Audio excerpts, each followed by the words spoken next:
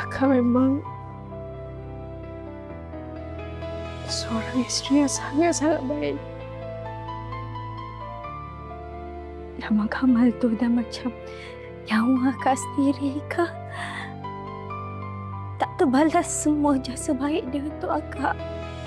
Ini dia cara Akak untuk balas jasa baik Abang Kamal dekat Akak. Jadi Akak minta sangat-sangat dekat awak.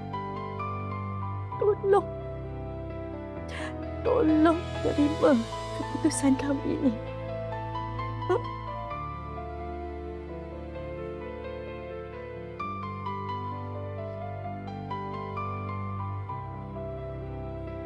Zulaikha, please, terima pembelian kami ni.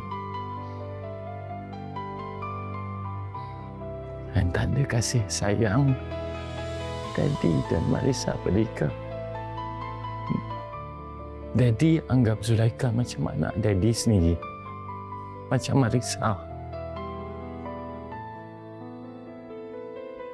Please.